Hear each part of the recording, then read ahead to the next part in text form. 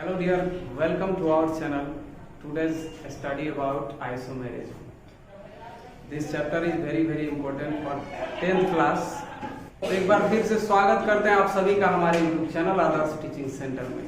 और आज जो हम लोग पढ़ने वाले हैं आइसोमेरिज्म के बारे में, क्लास 10 के लिए बहुत इंपॉर्टेंट टॉपिक है। 4 चैप्टर चल रहा है, carbon and its compound, carbon एवं यौगिक। उसी से जो टॉपिक है कार्बन श्रृंखला, उसके बारे में हम लोग विस्तार से जानेंगे एकदम शुरू से थ्योरी के साथ। उसके बाद में हम लोग कार्बन चेन पढ़ेंगे। तो आइए पहले आइसोमेरिज्म क्या होता है, इसकी डिफिनीशन, कितने प्रकार के होते हैं, इन सभी के बारे में हम लोग जानेंगे डिटेल्स में। फिर उसके बाद में हम कार्बन चेन बनाएंगे एल्केन एल्कीन एल्काइन के रूप में।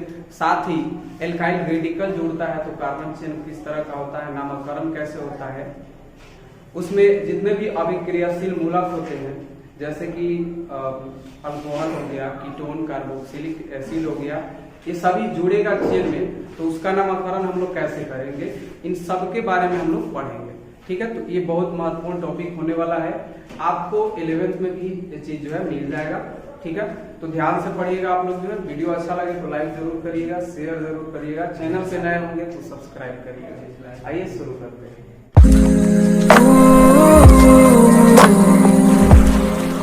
चलिए जानते हैं हम लोग जो है समवायी क्या है, आइसोमर्स क्या है। ठीक है, तो वे कार्बनिक यौगिक जिनके अणुसूत्र समान होते हैं लेकिन भौतिक एवं रासायनिक गुण भिन्न होते हैं, समवायी कहलाते हैं। और इस घटना को समवायता कहा जाता है। ठीक है, इस घटना को समवायता कहा जाता है, आइसोमेरिज्म कहा जाता है। जैसे अगर हम एक उदाहरण लें C2H6O, तो इसके दो समवायी होंगे। दो तरीके से इसको हम लिख सकते हैं, तो जितने तरीके से लिख सकते हैं उतना जो है समवायी हो जाएगा। जैसे देखिए इसको हम लोग लिख सकते हैं CH3CH2OH, आप ऐसे भी लिख सकते हो C ऐसे कार्बन। ठीक है, कार्बन दो दे देंगे, यहाँ पे 2 कार्बन है। ठीक है, 6 हाइड्रोजन है, तो इसके ऊपर भी हम लिख सकते हैं हाइड्रोजन ऐसे। 4 बॉन्ड कार्बन का पूरा हो गया, 3 हाइड्रोजन हुआ तो CH3 हो गया। उसके बाद इसके 2 बॉन्ड पूरा है तो 2 हाइड्रोजन और देंगे तो 4 बॉन्ड हो जाएगा कार्बन का, क्योंकि हम लोग जानते हैं कार्बन जो है 4 बॉन्ड पूरा करता है। ठीक है, तो यहाँ 3 और 2 5 जो है हाइड्रोजन हो गया और 2 कार्बन, 1 हाइड्रोजन आपके साथ बाकी है और ऑक्सीजन। तो हम यहाँ पे OH लिख सकते हैं। ठीक है, OH लिख देंगे तो ये एक तरह से आपका यहाँ पे समवायता बन गया। एक तरीके से इसका नामकरण करेंगे तो इथाइल अल्कोहल आएगा, लेकिन दूसरी तरीके से भी हम इसको लिख सकते हैं।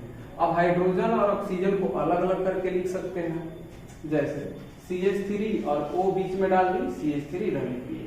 कार्बन 2 हो गया, हाइड्रोजन 3 हो गया, बीच में अकेला O हो गया। तो आपको बता दें कि OH जो होता है फंक्शनल ग्रुप अल्कोहल का होता है और O फंक्शनल ग्रुप होता है ईथर का होता है। ठीक है, तो यहाँ पे हम लोग नाम देंगे, यहाँ पे इसका नाम जो रेडिकल जुड़ा हुआ है ये मिथाइल हो गया, इधर से भी मिथाइल हो गया। तो 2 मिथाइल एक जैसा होता है तो उसको डाई बोलते हैं। एक जैसे अगर 2 आ जाए तो उसको नामकरण करने के लिए डाई जोड़ते हैं। तो मिथाइल 2 है तो डाई मिथाइल, और इसका नामकरण ईथर। देखिए समवायता जो होता है, एक ही अणुसूत्र को 2 तरीके से अगर लिखते हैं, अणुसूत्र सेम है इसका लेकिन संरचना सूत्र अलग अलग हो जाता है, यही समवायता कहलाता है।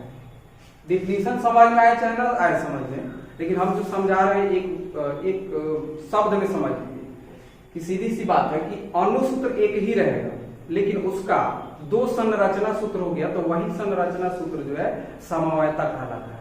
ठीक है, तो इसी अणुसूत्र C2H6O को हम 2 तरीके से लिख दिए तो इसका 2 समवायता हो गया। ठीक है, आपको रटने की इसमें जरूरत नहीं है, इसमें इतना समझे कि अणुसूत्र है, उस अणुसूत्र को जितने तरीके से हम अगर यहाँ पे स्ट्रक्चरल फार्मूला में संरचना सूत्र में लिखेंगे वही उसका समवायता होगा। तो 2 तरीके से लिखे तो 2 समवायता इसका हो गया। नाम भी अलग अलग होगा, इथाइल अल्कोहल हो गया, इधर डाइमिथाइल ईथर हो गया। यानी आप समझ सकते हैं कि एक ही अणुसूत्र को 2 तरीके से अगर लिखते हैं, 2 अगर समवायता होता है तो दोनों का नाम अलग अलग होगा। ठीक है, और रासायनिक और भौतिक गुण दोनों का क्या होगा, भिन्न होगा। समझ गए, ये अल्कोहल हो गया और ईथर हो गया। तो अल्कोहल और ईथर का जो दोनों का अलग अलग काम है, पहले भी हम पढ़ा चुके हैं, ठीक है। समयता दो प्रकार की होती है, एक होता है संरचनात्मक समयता और दूसरा होता है त्रिविम समयता, यानी स्ट्रक्चरल आइसोमेरिज्म। उसके बाद है स्टेरियो आइसोमेरिज्म पढ़ना है, दो तरह का आइसोमेरिज्म पढ़ना है। तो इसमें पहला संरचनात्मक समयता में हम लोग पढ़ेंगे जो कार्बन चेन होता है, श्रृंखला होता है, उस सब के बारे में पढ़ेंगे। एरोमेटिक, यौगिक है, ये सभी जो है इसके अंतर्गत आएगा। तो आइए डेफिनेशन जानते हैं। संरचनात्मक समयता किसे कहते हैं? तो कार्बनिक यौगिकों के अणु में उपस्थित परमाणुओं एवं समूहों के विभिन्न प्रकार से जुड़े होने के कारण जो समयता होती है उसे संरचनात्मक समयता कहते हैं। समझ लीजिए कि कार्बनिक यौगिक के अणु में जो परमाणु रहते हैं या उनके समूह अलग अलग तरीकों से जुड़े होते हैं, उसी के कारण जो समयता बनता है उसी को संरचनात्मक समयता कहते हैं, ठीक है। इसके बाद हम लोग पढ़ेंगे संरचनात्मक समयता कितने प्रकार के होते हैं, उसका डिफिनीशन जानेंगे, फिर उसमें कार्बन चेन के बारे में पढ़ेंगे। चलिए संरचनात्मक समयता के प्रकार देखते हैं। तो पहला होता है श्रृंखला समयता, चेन आइसोमेरिज्म। तो कार्बन की श्रृंखला में भिन्नता के कारण जो समयता बनता है या उत्पन्न होने वाली समयता को श्रृंखला समयता कहते हैं। कार्बन चेन को भी अलग अलग तरीकों से लिख सकते हैं। हो सकता है कभी रेडिकल 1 पर लगा दे, कभी 2 नंबर पे लगा दे, 3 पे लगा दे, तो कार्बन चेन में भी भिन्नता आता है। तो कार्बन चेन में जो भिन्नता होता है उसी को कहा जाता है श्रृंखला समयता, ठीक है। जैसे हम आपको एग्जांपल दिखा देते हैं, यहाँ पे C4H8, इसके दो श्रृंखला समयता हम बना के दिखाते हैं आपको। देखिए हमने लिख रखा है यहाँ पे संरचना CH3 CH2 CH2 CH3, लेकिन हम यहाँ देखिएगा कैसे होता है। तो इसमें कितना कार्बन है? 4 कार्बन और 10 हाइड्रोजन है, ठीक है। तो हमने पहला कार्बन रखा, इसके ऊपर 3 हाइड्रोजन रखा, इधर 1 कार्बन रखते तो 4 इसका बॉन्ड कंप्लीट हुआ। फिर उसके बाद इस कार्बन का अगर हम बात करें तो इस कार्बन के साथ एक बॉन्ड हुआ, एक इधर से 2 बॉन्ड, तो 2 हाइड्रोजन देंगे तो काम चल जाएगा, 4 बॉन्ड क्लियर। फिर अगले के लिए इधर से 1 मिल गया और इधर से 2 ठो और 2 हाइड्रोजन दे दिए, 4 बॉन्ड क्लियर। लास्ट वाला जो कार्बन, फर्स्ट और लास्ट वाला जो कार्बन होगा उस पे 3 हाइड्रोजन होगा, ठीक है। 3 हाइड्रोजन होगा, एक जो है उसको बगल से जो है मिलता है बॉन्ड, तो 4 बॉन्ड क्लियर कर लेता है। तो यहाँ पे देखिए ये भी क्या किया, 4 बॉन्ड पूरा कर लिया। अब इसमें कहीं रेडिकल जुड़ा हुआ नहीं है। आपको रेडिकल इसमें कहीं दिख रहा है? नहीं दिख रहा। रेडिकल का मतलब हुआ कि अलग से कोई कार्बन वगैरह जुड़ा हो, कार्बन का समूह जुड़ा हो, कार्बन यौगिक जुड़ा हो, वही रेडिकल होता है।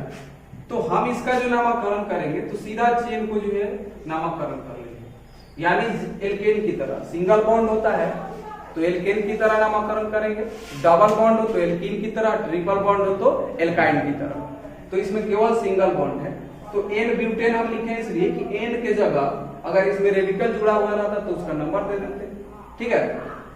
तो इसका नाम क्या होगा? 4 कार्बन है तो ब्यूटेन, 5 रहता तो पेंटेन, 1 रहता तो मेथेन, 2 रहता तो एथेन। बात समझ में आ रहा है? दूसरे तरीका से हम इसको कैसे लिख सकते हैं, यहाँ पे समझेंगे। हमें किसी भी तरीके से 4 कार्बन और 10 हाइड्रोजन इसमें रखना है, ठीक है। तो हमने यहाँ पे रखा 1 कार्बन, 2 कार्बन, 3 कार्बन। कार्बन का एक श्रृंखला हमने बनाया, इसी से एक नीचे कार्बन जोड़ दिया, ठीक है। चेन में कहीं से आपको हाइड्रोजन कार्बन उसके बराबर जुड़ा होना चाहिए, ठीक है। तो अब देखिए आगे हम पढ़ाएंगे आपको नियम कार्बन चेन में कि कार्बन चेन की जो गिनती होती है रेडिकल के नजदीक से करते हैं। तो रेडिकल तो आप इधर से भी जाएंगे 1 2, इधर से भी आएंगे 1 2 पर पड़ता है, ठीक है। तो कार्बन चेन का काउंटिंग आप कहीं से भी कर सकते हैं, ठीक है। आप इधर से करिए चाहे उधर से, कहीं से भी कर सकते हो। तो जब काउंटिंग करिएगा तो 1 2 3, 3 पे 2 पर जो इधर जो रेडिकल लटका हुआ है, ठीक है। तो यहाँ पे नंबर दिया जाता है रेडिकल का, मतलब कितना नंबर पे जुड़ा है।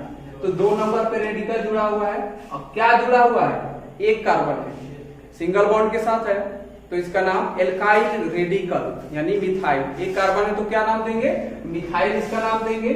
और 1 2 3 कार्बन का चेन बचा, तो इसका नाम क्या देंगे, प्रोपेन हो जाएगा। तो 2 मिथाइल प्रोपेन हो गया। तो इस तरीके से आपने देखा C4H10 के 2 श्रृंखला समूह होता है।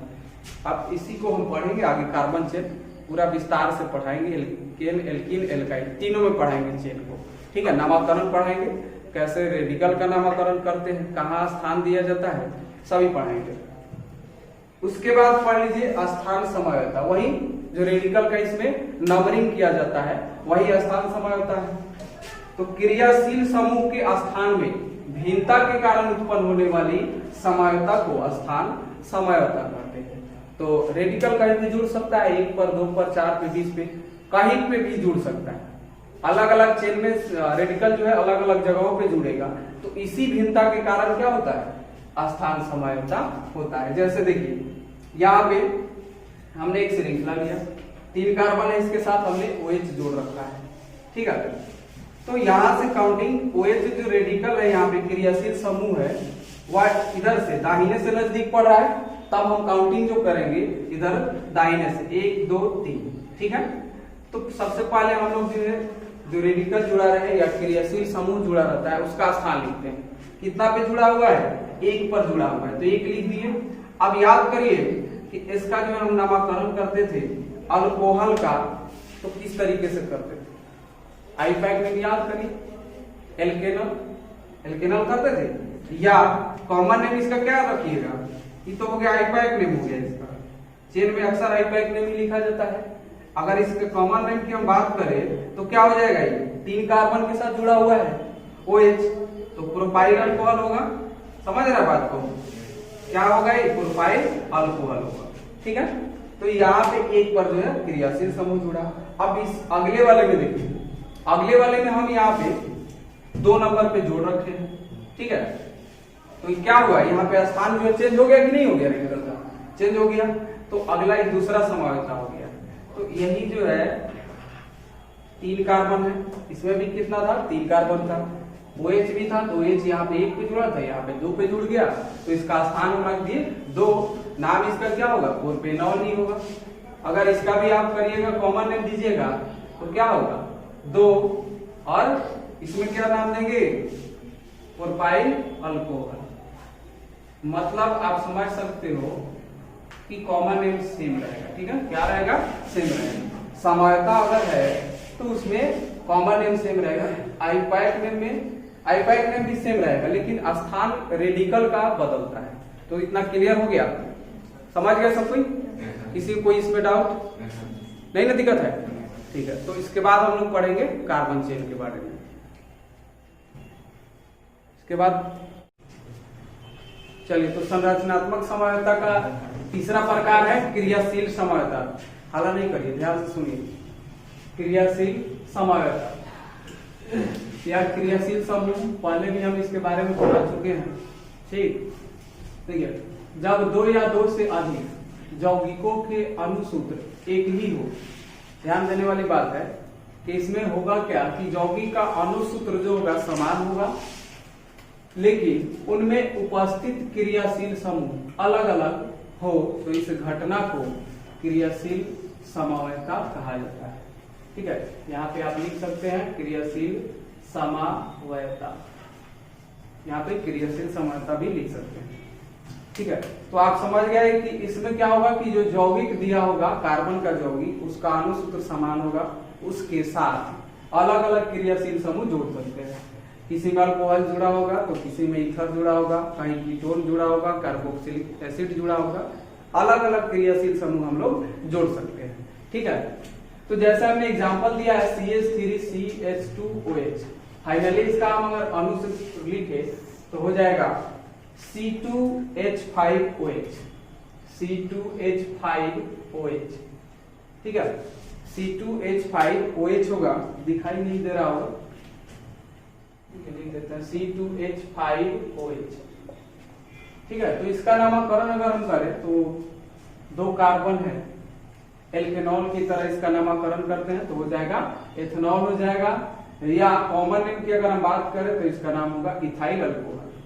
लेकिन सेम आगे देखेंगे कि वही अगर हम लिखते हैं C2H5, कार्बन की यौगिक का अणुसूत्र सेम है, इसके साथ अगर आप लगा दीजिएगा O, ईथर है, O का क्रियाशील समूह जो है ईथर है, ईथर का क्रियाशील समूह O होता है, ठीक है। फंक्शनल ग्रुप O जो है किसका है, ईथर का है। तो अब इसका नाम क्या हो जाएगा, ये तो ठीक है यहाँ पे। तो इस तरीका से लिखा गया है, दोनों तरफ से रेडिकल इसमें जुड़ा होता है, क्योंकि इसमें जो होता है ऑक्सीजन के दोनों तरफ से बॉन्ड खाली रहता है, ठीक है। तो दो रेडिकल जुड़ता है तो एक जैसा अगर हो गया तो डाई एल्काइड की तरह नाम देंगे, अलग अलग होगा तब एल्काइड एल्काइड की तरह नाम देंगे, ठीक है। जैसे एक कार्बन है इधर तो मिथाइल हो गया, इधर भी मिथाइल हो गया, तो दो एक जैसा हो गया तो डाई मिथाइल हो गया और इसका नाम ईथर हो गया, डाई मिथाइल ईथर हो गया। लेकिन इधर अगर हम लिखते CH3, इधर लिखते C2H5OH, तब इसका नाम हम लोग देते मिथाइल इथाइल ईथर, इसका नाम देते, ठीक है। तो इस तरीके से आपने देखा कि कार्बन के यौगिकों का अणुसूत्र अगर सेम है लेकिन क्रियाशील समूह अलग अलग जुड़ गया तो नाम जो है उसका चेंज हो गया, और इसी को हम लोग क्या बोलते हैं, क्रियाशील समवायता बोलते हैं, ठीक है। उसके बाद है त्रिविम समवायता। तो त्रिविम समवायता में इसके बाद त्रिविम संरचना सूत्र है, त्रिविम संरचना समवायता, ठीक है। तो इसमें ज्यामितीय और प्रकाशिक आता है। एक बार डिफिनीशन इसका भी बता दे कि त्रिविम समवायता में क्या होता है कि जो इसमें भी जुड़ने वाले कार्बन के यौगिक रहते हैं उनके अणुसूत्र सेम रहते हैं, समान रहते हैं, लेकिन इसमें केवल स्थानिक जो समूह होता है या जो कह सकते हैं जो रेडिकल जुड़ा होता है वह भिन्न भिन्न जगहों पे जुड़ा हुआ रहता है, फर्क इतना ही रहता है, ठीक है। इसके दो प्रकार होते हैं, पहला ज्यामितीय होता है और दूसरा प्रकाशिक समवायता होता है। तो ज्यामितीय समवायता की अगर हम बात करें तो यह समवायता वैसे एल्कीनों या उनके व्युत्पन्नों द्वारा प्रदर्शित होती है जिनके द्विबंध से जुड़े प्रत्येक कार्बन के साथ दो भिन्न भिन्न समूह जुड़े होते हैं, दो भिन्न भिन्न समूह जुड़े होते हैं, ठीक है। देखिए यहाँ पे हमने दो उदाहरण लिया है, ठीक है। जैसे कार्बन और कार्बन के बीच डबल बॉन्ड है, यहाँ पे मिथाइल जुड़ा हुआ है, मिथाइल रेडिकल, इधर हाइड्रोजन है, इधर भी सेम रेडिकल है। सेम रेडिकल अगर जुड़ा हो, ध्यान दीजिएगा, आमने सामने अगर सेम रेडिकल जुड़ा हो तो उसको सीस बोलेंगे, अगर तिरछा तिरछी अगर सेम रेडिकल हो उसको ट्रांस बोलेंगे, ठीक है। तो इसका नामकरण हम लोग देंगे, चार कार्बन है तो चार कार्बन है तो इसका नाम हम लोग देंगे ब्यूटीन, क्योंकि डबल बॉन्ड है तो एल्कीन, तो एल्कीन की तरह नामकरण करेंगे, ठीक है। तो एक और दो, यहाँ पे डबल बॉन्ड अगर हम बात करें, अगर इधर से गिनेंगे तो 1 2 3, 1 2 3, कहीं से भी गिन रहा है तो दो पर ही यहाँ पे डबल बॉन्ड आ रहा है तो दो लिख देंगे, और जो सामने सामने एक जैसा रेडिकल जुड़ा है उसके लिए सीस लिखेंगे, सीस 2, और तीन वो इधर से चार गो कार्बन हो जाता है, सॉरी यहाँ से चार गो कार्बन लेंगे तो चारों का नामकरण करेंगे तो क्या हो जाएगा, ब्यूटीन हो जाएगा, ठीक है। तो सीस 2 ब्यूटीन। लेकिन अगर तिरछा तिरछी अगर समान अगर रेडिकल जुड़ता है तो उसको ट्रांस कहते हैं।